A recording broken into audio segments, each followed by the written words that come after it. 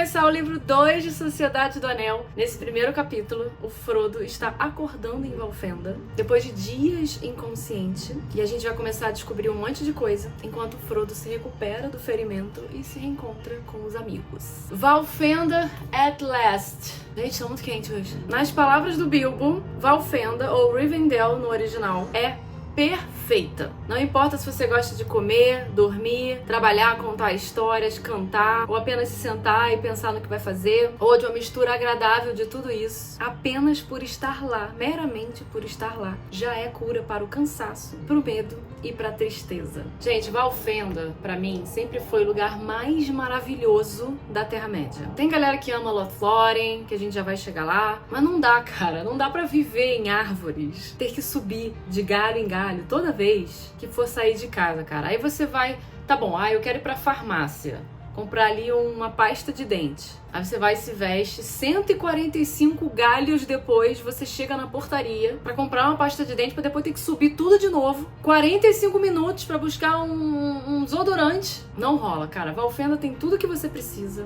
Tem rio, tem riacho, tem cachoeira, tem ponte, tem salões. Não precisa subir galho. Confie em mim, galera. Praticidade e beleza. É tudo que a gente precisa. E depois de ter vários capítulos tensos dos hobbits escapando dos Cavaleiros Negros, é bom ter um pouquinho de calmaria e renovação que Valfenda traz pros personagens. Eu adoro, cara. São esses capítulos calmos e levianamente falando de passagem entre um capítulo tenso e outro que é mega importante. Nesse caso que o próximo é mega político e de decisões, super crucial. É isso que faz, pra mim, Senhor dos Anéis ser meu livro favorito. Obviamente não é só isso, mas é um dos motivos. Eu viajava muito. Eu acho que eu já falei isso aqui no vídeo, né? Que eu viajava muito pra Visconde de Mauá quando era criança, na minha infância toda. Eu não conhecia o Tolkien ainda, né? Quando criança. Mas toda a minha infância, de lugares assim, da natureza, com rio, riachos, cachoeiras, montanhas e shrubbles, criaram um impacto muito grande na minha vida. Talvez na vida de todo mundo que vive no meio urbano e foge de vez em quando pra natureza. Normal. Aí quando eu li com 13 anos, de certa forma, é um resgate. Sem querer comparar, gente, é claro, óbvio, a essa memória de uma natureza que eu conhecia, de um lugar mágico assim que eu tinha. Aí pronto, eu dei um significado pra Mauá sem querer. Visconde de Mauá jamais esperaria que fosse ganhar esse significado todo de Terra-média que era o que eu tinha, gente, era o que eu tinha da minha infância, né? Então foi a conexão que eu fiz. Vocês têm um lugar assim, especial? Vocês comparavam com a Terra-média quando eram crianças ou quando adolescentes, se é que vocês leram na adolescência? Bom, vamos lá, sem mais delongas. Frodo acorda e quem está de volta? O maravilhoso, magnífico Gandalf. Eu adoro que a sinceridade dele nunca falha. O Frodo tá lá na merda, acordando de um ferimento fatal que ele sobreviveu, mas que ele ficou sofrendo por 17 dias, provocado por um cavaleiro negro, e o Gandalf me manda você tem sorte de estar vivo depois de todas as coisas absurdas que você fez desde que saiu de casa. Pleft da cara do Frodo. Gente, sério. Melhor personagem. Várias informações legais do narrador aqui pra gente. A gente descobre finalmente onde maldições estava Gandalf. Que ele fala que ele foi mantido prisioneiro. A gente não sabe ainda por quem, onde, como. A gente vai saber em breve. Tudo no seu devido tempo. Conveniente, não é mesmo? Gandalf pede paciência pro Frodo, então nós leitores temos que ter paciência também. Eles falam também um pouquinho sobre Aragorn, aí o Gandalf explica pro Frodo que caminheiros, vocês lembram da tradução caminheiros, que eu nem gostei tanto, que eu prefiro guardiões? São justamente os homens do oeste, do povo antigo, dos antigos reis. E aqui Tolkien faz questão de reforçar a importância do personagem Aragorn. Quem aqui ainda não entendeu que Aragorn é descendente de reis, e quem não prestou atenção ao poema, na parte que diz o sem coroa outra vez reinará, tem mais essa chance pra entender o que tá acontecendo. Aí a Vivi lá de 13 anos, que não tava prestando muito bem atenção, finalmente, lembra que eu falei que eu não entendia do poema o que aquilo significava? Finalmente consegui entender nessa hora, sim, caiu a ficha de que o Aragorn seria rei em algum momento, ou teria potencial, ou alguma coisa aconteceria para levar para ele para esse caminho. Aí o Gandalf fala um pouquinho sobre os Cavaleiros Negros, que a capa é real, né? Então, mas por debaixo daquela capa preta do manto deles, não tem nada, é espectro, né? Como se fosse um fantasminha. E explica também que os cavalos dos Cavaleiros Negros são reais, eles não sentem medo porque eles nascem e são criados pelo Senhor do Mal. Aí a gente conhece mais exemplos de criaturas que são criadas e submetidas a esse tipo de serviço do Senhor Sombrio, né? Que são os orcs, os trolls, lobos, wargs, lobisomens. Tem lobisomem na Terra-média. Uma pena que o Tolkien não tenha explorado. E é uma pena também que o Tolkien não tenha colocado vampiros na Terra-média. Vampiros na Terra-média teria sido muito divertido. E agora, com tanta discussão aí que a galera tá tendo de fazer filmes spin-off da Terra-média e mais conteúdo, mais série, etc., seria uma resposta perfeita ter uma série teen de vampiros na Terra-média, vai. Os fãs agora em casa vendo meu vídeo, block, deixe seguir ou escrever, sei lá como é que é, cancelar a inscrição no canal. Calma, gente, eu tô brincando. Mas nem tanto. O Gandalf explica também o que aconteceu na fuga para o Val, que rolou uma ajuda. A gente não sabia disso lendo o capítulo anterior. Rolou uma ajuda do Aragorn e do Glorfindel na hora que o Frodo tá na outra parte do rio, que eles estão perto, e eles acendem uma fogueira para impedir que os Cavaleiros Negros possam fugir, né? Possam recuar. E aí, por conta do fogo, tomados pela loucura, os cavalos arremessam os cavaleiros no rio, que ajuda ali o Frodo naquele momento todo da inundação e tudo mais. O Frodo, portanto, não derrota os Cavaleiros Negros sozinho naquele momento, mas isso não tira de forma alguma a coragem, a importância dessa cena e a fibra do nosso pequeno Hobbit. Foi maravilhoso, magnífico e muito corajoso em fazer tudo aquilo que a gente já falou no capítulo anterior, que eu não vou repetir. E os Cavaleiros Negros foram sim derrotados, só que o Gandalf explica que os cavalos pereceram, né? Os cavaleiros não são derrotados assim, destruídos assim tão facilmente. O que deixa claro pra gente que eles vão voltar. Olha a sementinha plantada. A gente sabe que foi Elrond quem ordenou, né, que a inundação acontecer. Ele tem poder sobre esses rios, né, ali no Vale de Valfenda todo, e o rio se ergue quando há necessidade, mas foi Gandalf quem botou o dedo lá mágico dele para ter os efeitos visuais, os efeitos especiais, para que as ondas tivessem o formato de cavalos brancos e Troubles. Olha a malandragem do Tolkien aqui nesse capítulo em preparação para o próximo. Aqui, nesse capítulo Muitos Encontros, ele cria uma ponte pra gente parar, respirar e conhecer alguns desses personagens novos antes de ir pro próximo capítulo, que é Conselho de Elrond, que vai acontecer logo agora no dia seguinte, em que vários personagens vão ter fala, vão contar histórias, a gente vai saber de um monte de coisa. É muita informação e pode ser confuso. E se a gente não tiver esse espaço para absorver o que tá acontecendo, tira também bastante um pouco da importância que é algumas coisas que a gente que eu já vou falar desse capítulo e a carga dramática que merece a gente parar pra entender o que tá acontecendo. Se a gente vai logo pro Conselho de Elrond, vocês vão entender. Não dá. É muito corrida, é muita informação, a gente se perde e não dá a devida importância pro que ele tá mostrando agora. Então o Tolkien primeiro senta a gente na cadeira, ele traz um copo d'água, pede pra gente respirar fundo e aí no próximo ele abre o tabuleiro do jogo de novo. Então aqui a gente vai ter um banquete, algumas apresentações, além do Elrond, que pra quem não leu o Hobbit, está sendo apresentado a ele agora. A gente conhece a Arwen. Yay! Olha só o que eu vi hoje em especial a esse capítulo. Filha de Elrond, que dizem ser a imagem cuspida de Lúthien. Muitos a chamam de a Estrela Vespertina. Ou aqui na nova edição, o Ronald, o novo tradutor, colocou Vespestrela. Eu não sei se você gosta porque enrola um pouco a língua. E eu sou uma pessoa simples. É difícil falar, eu não consigo falar e eu não quero. Mas não tira o sono, galera. Não vamos reclamar, não. Vai. E o nome dela é Arwen. Continuo falando Arwen, então. Vocês não precisam falar Vespestrela ou Estrela Vespertina. Que também não é fácil falar, não. Não precisa ter vários nomes. Não precisa ser a mãe dos dragões lá do Game of Thrones. Tem milhões de nomes. Depois de 8 temporadas, eu ainda não decorei nenhum dos nomes que a Daenerys fala. Eu só lembro Daenerys. E Khaleesi. Então relaxa. Tudo bem ser Vespestrela, vai. Nossa, Vespa Estrela, Vespa Estrela, Vespa Estrela, Vespa Estrela, Vespa Estrela, Vespa Estrela, caraca! Faz aí! Eu não sei se vocês sabem, mas já teve versão, se eu não me engano, portuguesa, eu posso estar errado, que o Elrond era Erondo, Gandalf era Gandalfo. Então, ó.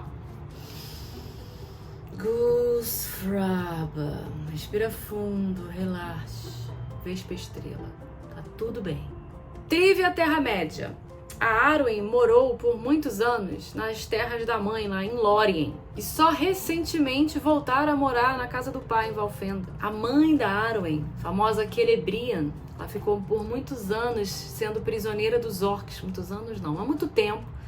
Como prisioneira dos orcs, sofreu pra caramba. Foi Elrond quem a curou de um monte de ferimento. Se eu não me engano, tinha veneno também. Mas ela nunca depois disso se curou do tormento que foi o tempo que ela passou com os orcs. Então ela deixou a Terra-média e foi embora para Valinor. E pra quem não lembra, Celebrian, mulher de Elrond, é filha de Galadriel. Arwen, filha dos dois, é neta de Galadriel. É muito bizarro a Arwen ser neta da Galadriel, né? Quando você pensa no filme. Porque no livro, beleza, Thalia tá acompanhando. Mas no filme, como não é dito, você fica assim, caraca. A mesa do banquete, o Bilbo encontra também o Glóin. Vocês lembram do Glóin em Um Hobbit? Muito fofo esse anão, gente. Aí ele conta histórias, ele fala do Beorn do Hobbit também, que na verdade o filho do Beorn já é um senhor de homens, já tá cuidando de um monte de coisa da terra lá deles. Ele fala dos homens de Vale, que o Bard, o arqueiro, já tem neto, e que o neto que governa a galera lá. Cara, é muito doido pensar que a galera, as coisas do Hobbit se passaram 80 anos antes. E que muita coisa aconteceu desde então e a gente não percebe isso no filme. Nem no livro direito, porque também isso não é muito mencionado, mas até porque todos esses anos que se passaram, a gente ainda tava lá no 3º capítulo, né, com o Frodo falando, então a gente também não sente tanto. Mas aqui, quando o Glóin fala, é legal entender que a vida lá passou. Eu adoraria uns spin-offs de Senhor dos Anéis. Imagina, um spin-off lá em Vale, na cidade do Vale, spin-off na montanha solitária com os anões, a questão do Balin, que a gente já vai saber em breve. Olha eu dando spoiler.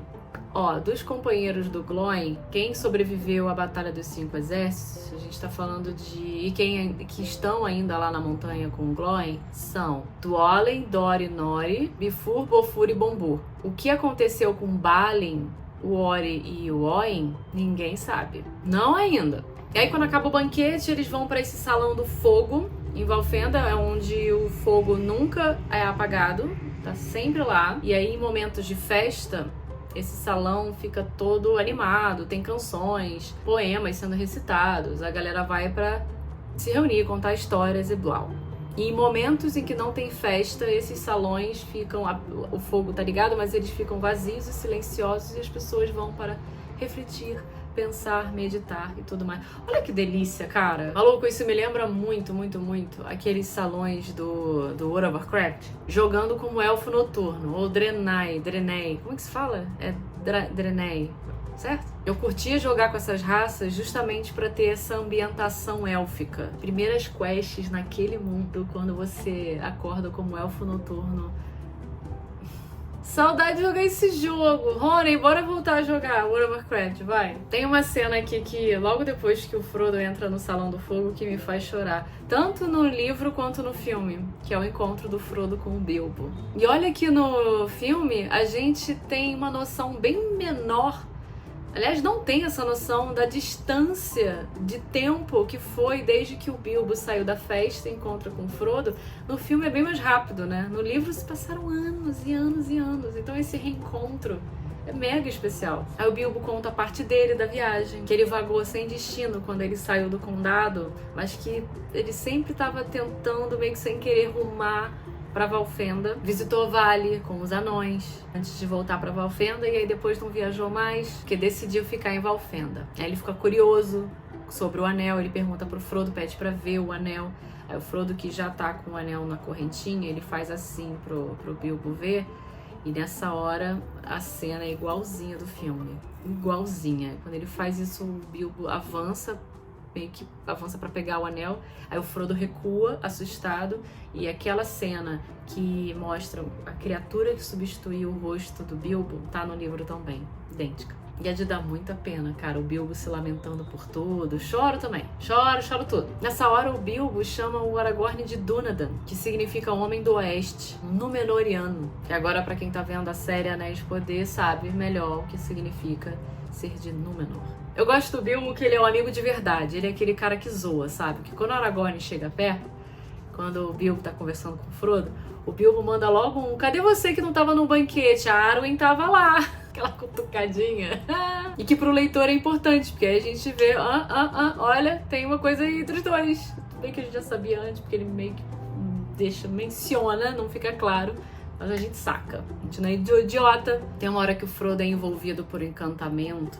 Não é encantamento, é porque o pessoal tá contando histórias, tá cantando, e essa coisa élfica de Valfenda, ela é meio de dar um soninho gostoso, sabe? Ele se envolve com o que tá acontecendo e ele vai começar a escutar as histórias que estão sendo contadas. Aí tem uma hora que o Bilbo vem e receita um poema, e ele tá lá mega distraído, escutando o poema que o Bilbo tá recitando, e esse poema é sobre Eärendil, que é meio elfo, pai de Elrond e Elros, e o Elros foi o primeiro rei de Númenor. Vocês lembram que eu falei nos capítulos anteriores que Elros escolheu o lado humano, enquanto Elrond escolheu o lado élfico. Agora, muita audácia criar e recitar um poema sobre Eärendil nos salões de Valfenda, na casa de Elrond, que é filho do cara. Audácia. Só o Bilbo mesmo pra aprontar essa e conseguir fazer algo que funcione. Bilbo é Bilbo, né, cara? Não foi ele que criou o poema que acompanha o nome de Aragorn? O Bilbo é o Tolkien inserido na própria história. Ele é tipo Chuck de Supernatural, que é Deus se colocando no papel do escritor pra poder contar a história do Dean e do Sam Winchester. Foi mal, gente, forcei a barra aqui. Referência nada a ver, comparação nada a ver, eu sei, mas é porque minha cabeça tá completamente voltada para Supernatural, porque nos últimos 2 meses, quase, eu vi 15 temporadas desse treco, então desculpa aí. Minha cabeça tá só Senhor dos Anéis e Supernatural. Mas sério, só pra finalizar, é bom a gente refletir também que às vezes é excelente ter um capítulo como esse de conexão, como eu falei antes, porque você consegue dar a importância devida para esses novos personagens, já que não são tantos apresentados todos de uma vez. Você consegue absorver com mais calma e com mais detalhes sem se distrair. Vocês vão ver, o próximo capítulo é uma enxurrada de informação. A carga dramática do encontro do Frodo com o Bilbo aqui, por exemplo, teria se perdido completamente se fosse no próximo capítulo, se tivesse sido escrito no Conselho de Elrond. E essas medidas que o escritor tem que ter de quantidade de informação em cada capítulo, normalmente a gente vai sacar melhor depois que a gente termina o primeiro rascunho e volta tudo pra reler e pra editar. Talvez o Tolkien, eu não sei, né? Não tem como saber. Talvez, eu não sei se ele escreveu esse capítulo já pensando nisso, ou se depois isso foi editado, se era um capítulo só. Mas o que eu quero dizer aqui é que depois que a gente vomita aquele primeiro rascunho, que a gente fala tudo que tem que falar, quando a gente volta pro que a gente criou, é muito mais fácil editar e identificar esses pontos, onde que a carga dramática se perdeu, porque tem muita informação, onde a carga dramática não existe, porque a gente correu com um assunto que não deveria ter corrido. Esses detalhes a gente só vai sacar depois que a gente volta tudo e presta atenção como editor, não apenas mais como escritor. Você pensa em produção de filme, né? É assim também. Os caras têm zilhões de câmeras para filmar uma cena. A cena é filmada várias vezes. E aí depois, quando você pega todo esse material bruto e que você vai para uma sala de edição, aí você confere todo o material primeiro e começa a selecionar e entender o que é melhor você cortar, o que é melhor estender, o que é melhor deixar aparecer mais. E esse trabalho de edição não dá para fazer no momento da criação, senão você fere o processo criativo. Precisa ser feito depois. Chega, bora pro capítulo político. Agora, uma reunião de conselho entre os sábios da Terra-média. Uma das cenas mais legais do filme. E pra quem lembra, pra quem é dessa época, é justamente a cena que você tem que trocar de fita na época de VHS. Gente, eu tinha o VHS dos filmes. Tão enormes. Não era nem a versão estendida ainda. Tão enormes que tinham que ser divididos em duas fitas. Ai, meu Deus. Quem chegou a pegar essa época? Gente, o pior é que até pra falar de DVD já é do passado. Meu Deus, socorro. Na Mari.